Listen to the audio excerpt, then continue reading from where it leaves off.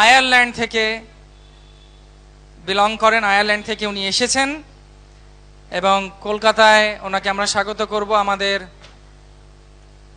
বিশেষভাবে। মায়েরা যে উলুধ্বনি দেন খুব ভালো, উনি হয়তো। আর প্রভুরা জোরে জোরে হরি বল, হরি বল, হরি বল। প্রঘোষ প্রভু কি।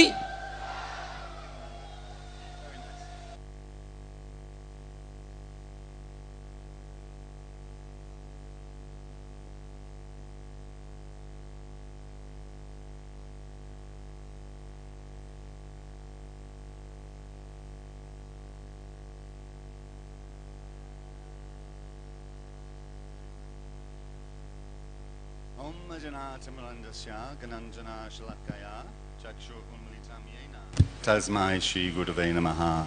Shri Chaitanya Mandobishtam Stapitam Yena Bhutale Swayarupa Gramayam Dadati Swabadantikam.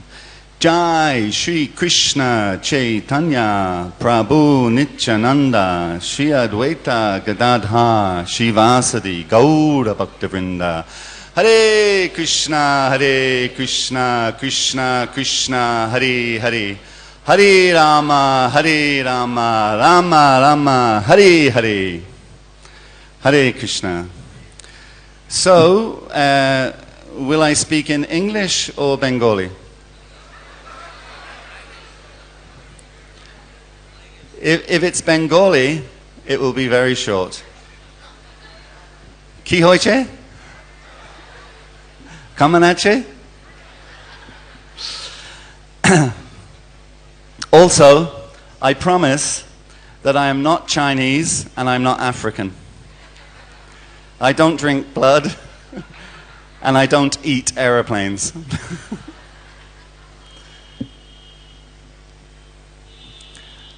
I first met Srila Prabhupada at Bhaktivedanta Manor at a Sunday feast program, when after the Sunday feast I went to the theatre that I don't. How many people have been to Bhaktivedanta Manor? Wow, very few. Okay. And after the feast, I went to the auditorium that they have, the theatre that they have, and they were playing a video, and the video was called Your Ever Well-Wisher. How many people have seen Your Ever Well-Wisher? Jai. I was a young man, but I was really struggling to hold back the tears. It was so emotional to watch what Srila Prabhupada had gone through to establish the Hare Krishna movement in the Western world. Very, very emotional. Of course, I was a young man, so I was trying to hide it like that. But that was my first experience with Srila Prabhupada, and literally from that moment I knew that I wanted to follow this person. Just wanted to follow this person. Completely trusted. You could see it in his expressions, in everything that he said, that this was a man that you could trust. And of course, ultimately, in the material world, that's what we want. We want to find a person that we can completely trust, that won't let us down. We have so many experiences through millions of lifetimes of being let down, that when you actually find someone that you can completely surrender to and know that you won't be let down, that it's just such a wonderful moment. So that was my first experience of Srila Prabhupada. And I think because I was a little emotional, I sort of left the temple without really talking to anybody. So when I left, what I was thinking of was, now I want to meet this person. Not just on video, but in person. I wanted to meet him. So a few days later, I went to Soho Street Temple, which is just a few miles away in the center of London. And I went there with the mission of meeting Srila Prabhupada. And the devotee, so I'd been crying a few days before because I was emotional watching Your Ever Well-Wisher. And you know, I hadn't cried since I was a little boy. Now a few days later, I was crying again. And the reason I was crying the second time was because I asked one devotee, his name was Bhakta Surge, and he said to me, I asked him, I said, oh, you know, where is Srila Prabhupada? can I meet Srila Prabhupada? And he started to laugh. He started to laugh. And he said, oh, you know, Srila Prabhupada left us 3, 4, 5, whatever it was, years ago. And that was devastating for me, that I wouldn't actually physically get to meet Srila Prabhupada. And he told me that somebody else was coming that would be nearly as good as Prabhupada. And I said, oh, I don't want somebody who's nearly as good. I want to meet Srila Prabhupada. But one thing that we have, how many in the room, how many devotees in the room have physically met Srila Prabhupada? Physically met Srila Prabhupada? So basically, most of you have not met Srila Prabhupada. So one advantage that we have, devotees who have not met Srila Prabhupada, one advantage that we actually have is that for us, Prabhupada never left. He never left. Because when we joined ISKCON and connected with ISKCON, the situation that Prabhupada's Vani was there then, and it's still there now. Nothing has changed. So we didn't go through that experience that many of the devotees went through, Prabhupada disciples, when Srila Prabhupada departed. So, most of, or all of our stories then, or all of our experiences come from what we read and what we hear about Prabhupada. So there's just a few of those that I would actually like to relay today. A few quick ones. One is Srila Prabhupada's first, Bhakti Purushottam Maharaj was saying, I'd never heard that pastime, by the way, Maharaj, I'd never heard that one, that Prabhupada took a bite of an apple, and then he's giving the remnants to Mukunda Maharaj. Mukunda Maharaj takes a bite and gives it back to Prabhupada. I'd never heard that. That's really sweet. I'm sure the apple was very sweet as well.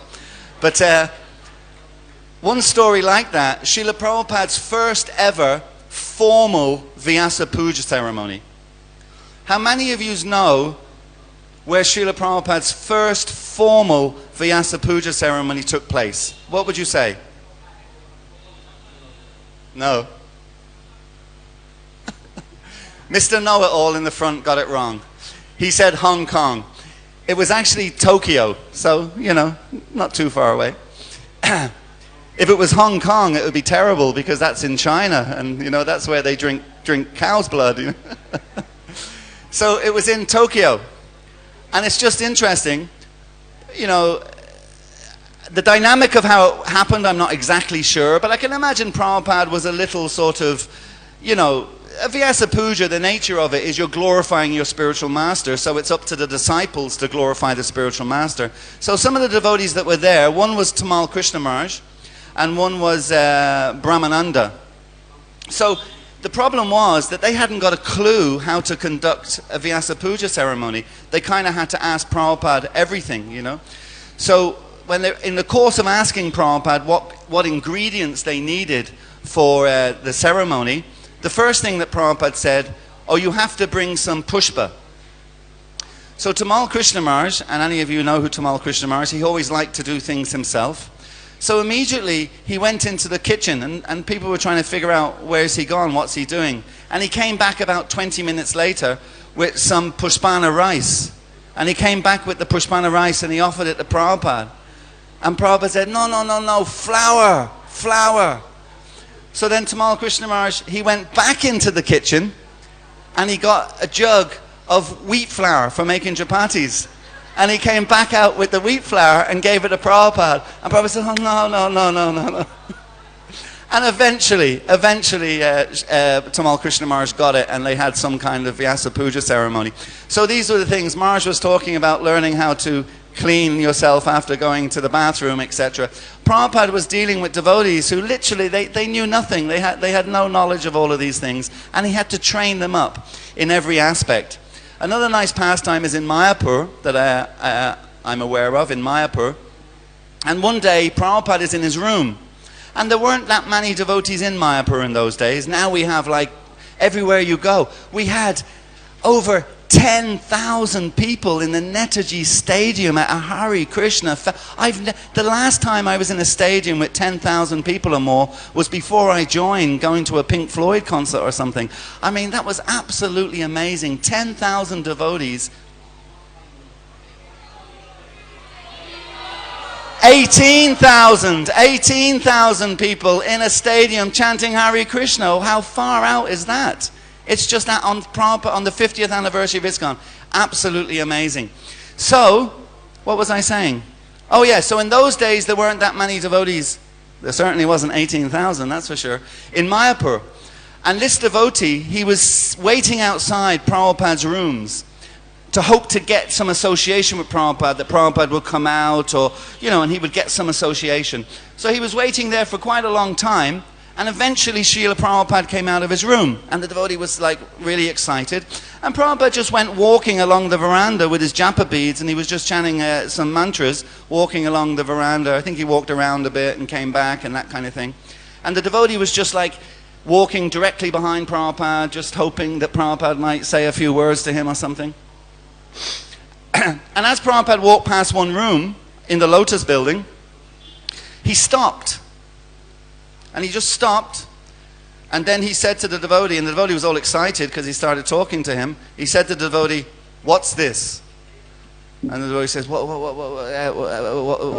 what, Prabhupada? What's what? And Prabhupada says, "What's that in that room?"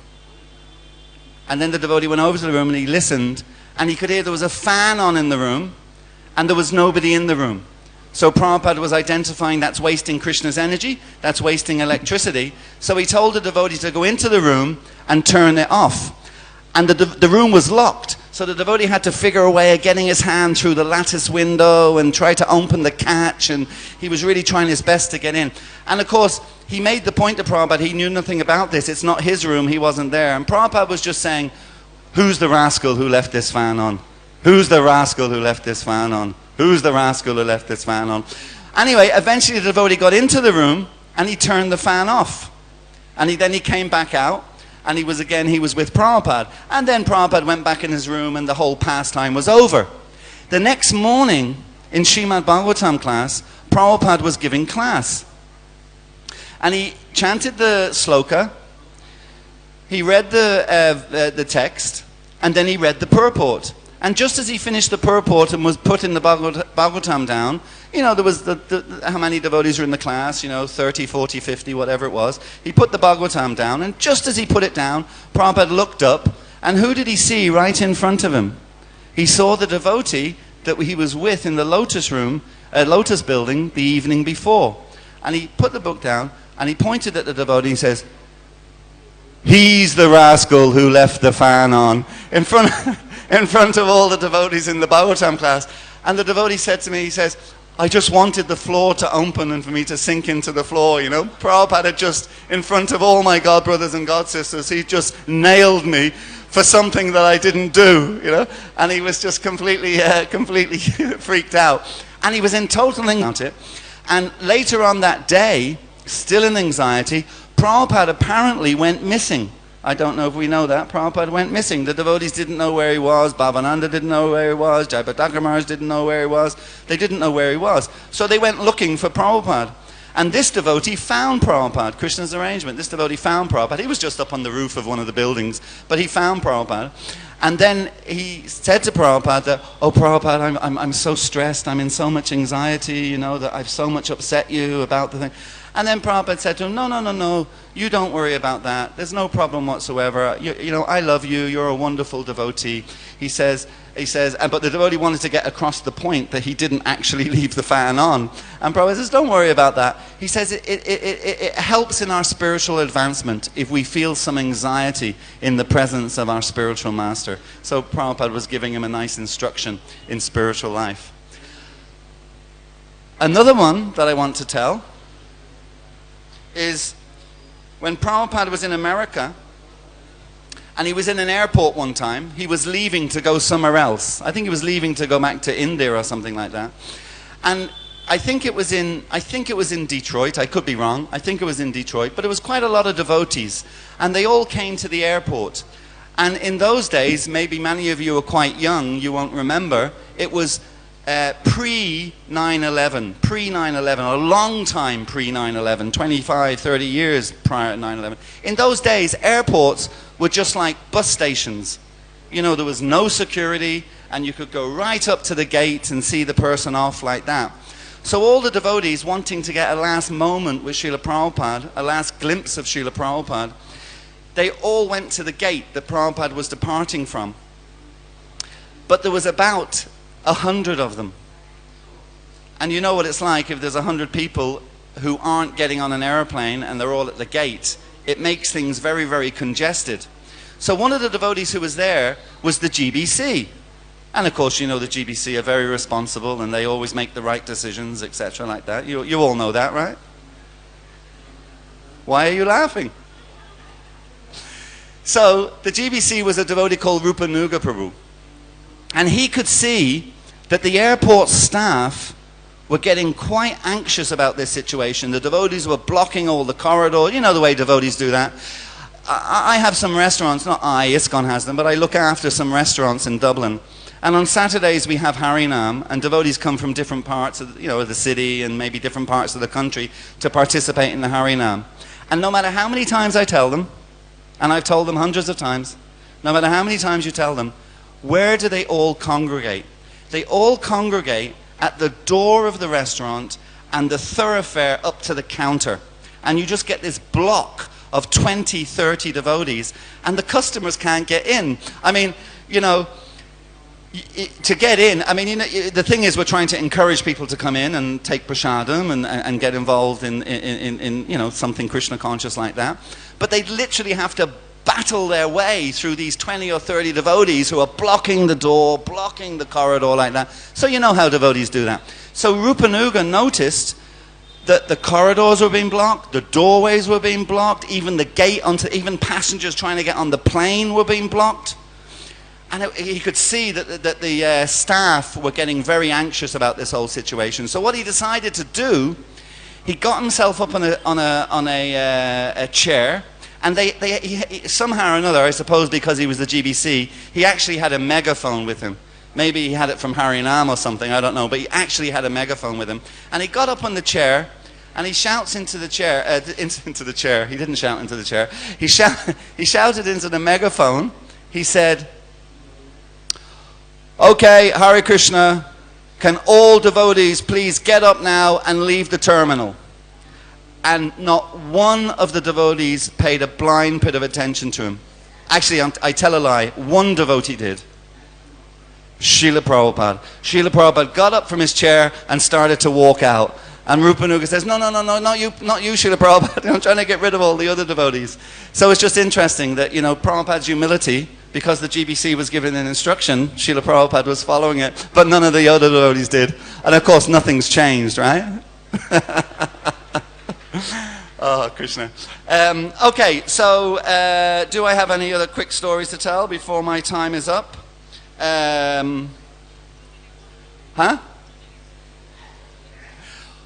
There's one pastime when Prabhupada went to Edinburgh. Does anybody know where Edinburgh is? Scotland. Edinburgh is in Scotland, which is part of the UK, north of England. And Prabhupada, we had a very small centre in Edinburgh, very small centre, and Prabhupada went there. It's probably one of the smallest places Prabhupada ever visited. And the devotee in charge of the centre was a devotee called Tribhuvanath. And Prabhupada needed to have a shave.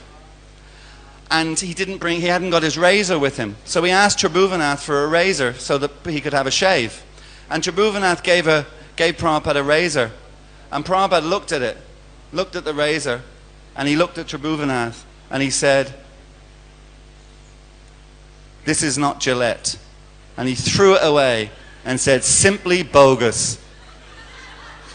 So for all of the men in the room this evening, and maybe some of the ladies, I don't know, maybe some of the ladies, but for all of the men in the room this evening, the next time you're buying yourself a razor, make sure it's Gillette, because that's the only one that is approved by Srila Prabhupada.